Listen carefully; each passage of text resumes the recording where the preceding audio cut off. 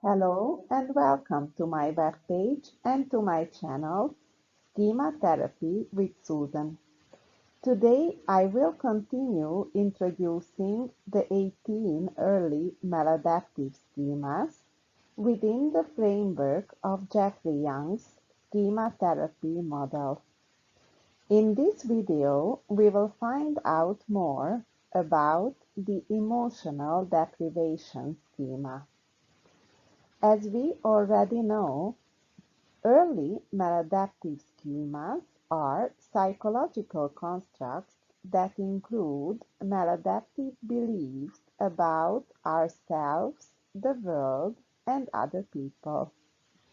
Schema therapy's basic idea is that when the normal, healthy developmental needs of childhood are not met, early maladaptive schemas will develop. These will later lead to self-defeating behavior patterns. For more general information on schema therapy, click the link in the description, and for more information on the other schemas, you can check out my webpage and my channel. The third schema is the emotional deprivation schema, which belongs to the disconnection and rejection schema domain related to disruption of parent-child attachment. People with the emotional deprivation schema seem somehow unable to perceive and acknowledge when others like them. They lack security, closeness, and attachment. As adults, they do not necessarily report constant emotional distress.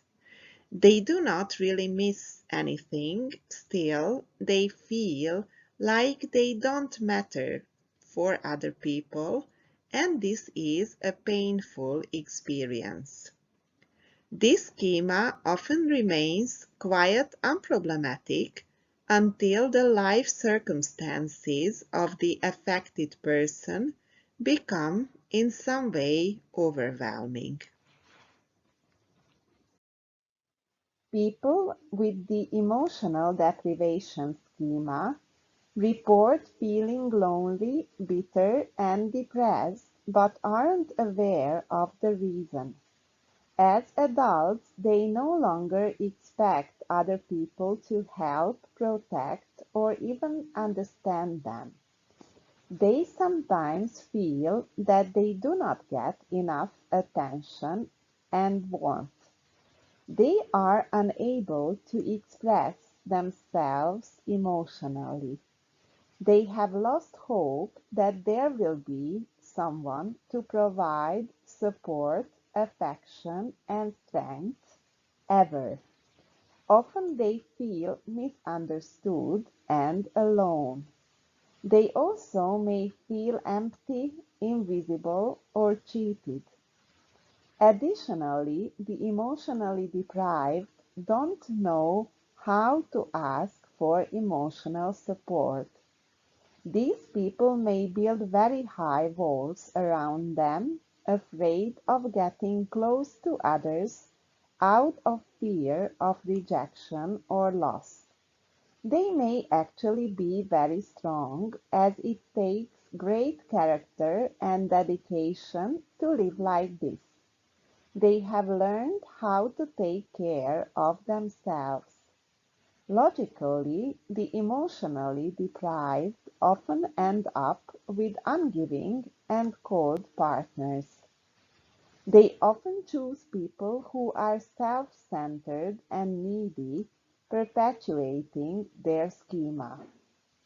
More avoidant people may become loners.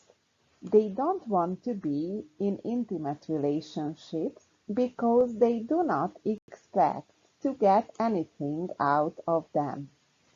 They may either avoid relationships completely or stay in very distant ones. People with emotional deprivation usually feel that their childhood was, on the whole, all right, but somehow they still did not get the feeling of really being cared for and loved. Emotional deprivation schema develops very early on in childhood in people where the main caregiver was not emotionally supportive. This is different from physical deprivation. The child was well fed, had toys to play with, and their other physical needs were met too, but their emotional needs were ignored. It is actually the case that children are very stressed in these situations and tend to develop ways to try and make sense of them. When a child's emotional needs are not met, he or she feels invisible, uncared for, and unimportant. Basically, they feel like their existence doesn't matter at all. They fail to develop a connection to those around them. Now you may stop this video and check out the schema questionnaire items for the mistrust abuse life trap. If most of these items resonate with you, the chances are that you have this schema. Helping patients make a connection between their feelings of sadness, loneliness, or physical symptoms and the lack of empathy, nurturing, and protection is a key goal in schema therapy. People with emotional deprivation have a hard time accepting that the deprived child inside them needs love and a connection with others. This can be very difficult because they were always told to just deal with or get over unpleasant feelings and emotions. As a result, they learned to bury them because they were a source of weakness and negativity. So, a goal in treatment is to get people with emotional deprivation schema to understand that their emotional needs are normal and natural. During the course of therapy, one needs to learn to choose the right people and ask for what they need in an appropriate manner, becoming conscious and aware of the limits of others' caregiving. Some people are not purposefully or inherently depriving. However, people with the emotional deprivation schema may perceive them as such in a distorted way. These distortions have to be corrected. An additional problem is that people with the emotional deprivation schema have maladaptive behaviors that discourage people from meeting their needs or lead them to choose people who cannot give, so they need to give up these self-sabotaging maladaptive strategies. They have to understand the balance between strength and weakness, confidence and vulnerability. During therapy, it is important to find a safe way to express pain and anger at the people who were responsible for the deprivation.